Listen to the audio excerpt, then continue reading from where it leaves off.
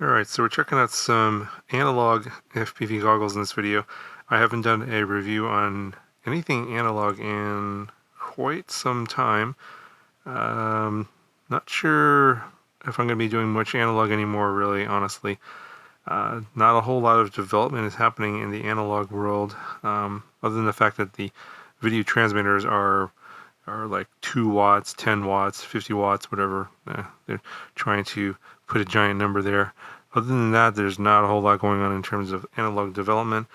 This is the first goggle I've seen in ages. I don't even remember the last time I reviewed an analog goggle, but it's still pretty interesting, so I thought I'd show it to you guys. It's very inexpensive. It's $50, and it works decently well. Obviously, it's still analog at the end of the day, but it's called the VR100, and let's take a look at everything that comes in the package.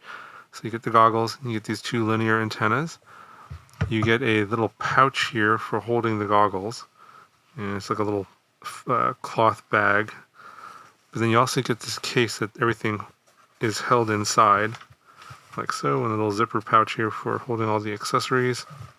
Of course, you get your head strap, which has got 3 straps.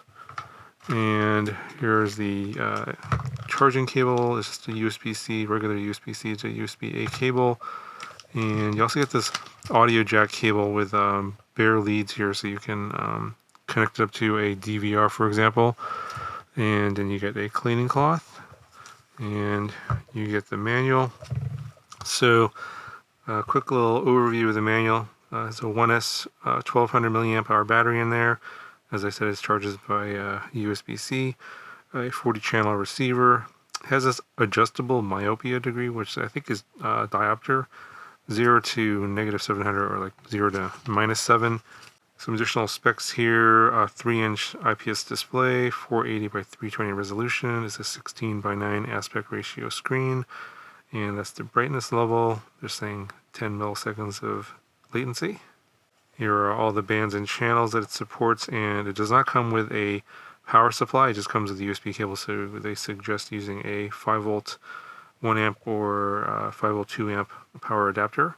So this, I think, only comes in white. USB-C there. That's the audio jack cable for the video out. This is basically use that and you connect to DVR. I did not try that. I thought that it would match one of the other DVR cables I have. It's not Fat Shark DVR compatible, so the wiring order is a little bit different. It does show it here in the manual what it is for the different colors. Red is ground, black is video, and then you have left and right audio, and then the pin out there on the right. So you'll have to make a custom cable to your DVR to match that. Get your connectors here for your head strap. Nothing here in the front. These are the adjustments for the screen, and I'll show you how that works. It basically moves the screen forward and backwards, so instead of having like the whole goggle adjust in size to move the screen, it actually moves the screen internally, I think it looks like, and there's some sort of a mirror system in here as well. So I think the screen's actually up on top, and then the thing that's being adjusted is the mirror. I'm not 100% sure on that because I didn't take it apart. And you got your little lens here. Pretty standard foam. It's okay, it's pretty comfortable. This fits my face decently good. The nose area is a little bit on the small side. The bridge of my nose does touch, but it doesn't like rub or anything like that. Like, it doesn't hurt. But if you have a bigger nose, you might have some issues with this opening here. Not big enough for my glasses. It's pretty small. This goggle overall is pretty tiny. Buttons here up on top, power button here, long press to turn that on. You got a search button there, channel and band buttons, as well as right and left for accessing the menus. So it's not going to come out on camera, but this white soft touch plastic has a lot of, like, I don't know, it has a lot of marks and stuff on it. Like this kind of this shows up here pretty well. This does not wash off. I think it's the material that they're using here. Basically, if you rub it against anything, you can see already the corners are dirty. This is how it came pretty much out of the box. I didn't like throw this into a sand pit or anything like that. I think the paint finish or whatever they're using on this, it just seems to get pretty dirty and does not come off. I tried to clean it off, but it's You can see it's pretty dirty. So for those of you that are kind of OCD about that kind of stuff, I wanted to point that out. You might not like that, of course. This is a $50 box goggle. All right, let's go ahead and power this up. All right, so I got something transmitting there. And you can see there's a little bit of a gap here in the lens. So this basically to show you a little bit of a different image between each eye. But these dials move the screen forward and backward. So the further away it is, the screen's going to be smaller. And you can adjust it so that it makes the screen bigger. There's a lot of reflections. I think the plastic inside the goggle is very reflective. There's a mirror there on top. Not sure if you can pick that up or not. And I just adjusted the exposure on my camera to reflect the actual brightness of the screen. So this is neutral now. It was actually underexposed because I didn't have the exposure set on the camera correctly, but that's kind of what it looks like. I also took some GoPro footage of a flight, so you can see what that looks like. And what I'll do is I'll make a separate video file with a link in the video description with a side-by-side comparison of the reception of this receiver to my SkyZone 04X goggles. That's using a diversity receiver. I think this one's like a antenna diversity. I don't think it's a true diversity receiver. It's obviously not as good as the SkyZone, of course. That receiver itself is like pretty expensive, more than the cost of these whole goggles. But it'll give you an idea of how decent it is. It's okay.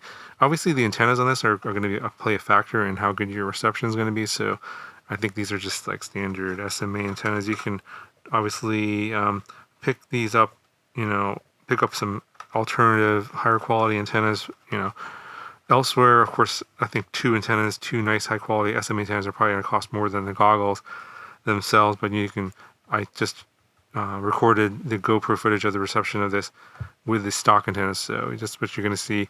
It's okay. I mean, it's analog. It's pretty decent. Nothing to write home about. Again, it's a $50 goggle. So who is this going to be good for? I think if you're a beginner that doesn't have any kind of goggles at all, maybe you're not happy with the stock goggles that came with your ready to fly kit or something, this might be a little bit of an upgrade. I'm not exactly sure. It really kind of depends. This might be pretty similar to the basic stock goggle you get in a lot of those RTF kits anyway. Of course, the optics and everything a little bit different here. So again, judging how well a goggle will work for someone is really difficult to say because it just depends on your eyes and your face and everything like that. Those are big factors. So it might be great, it might not be great. So if you're just getting into FPV and maybe you want to try out some tiny whip racing or something like that, would I recommend this as a first-time goggle? For the price, I think it's pretty decent. It'll get the job done. I think it's competitive with a lot of entry-level goggles out there, especially at this price point. It'll definitely get you by. It'll work probably for, I would say, my estimation, 75-80% of people will get a pretty decent experience out of this set. But of course, at this price point, there's a lot of limitations in terms of like how good the quality of the reception is, the antennas, etc., the screen size, those kind of things. So, and of course, there's no DVR in this one. You'll have to add that as an additional expense. So, if you're looking for a lot of those additional features and better experience overall, obviously you want to move up to something a little bit more expensive, something a little better quality. Maybe look into something like the Emax Transporter 2s. Those have a built-in DVR, pretty nice screen. The receiver on that one is probably about the same as this one though. Anyway, I'll have a link down in the video description if you guys want to check out this goggle.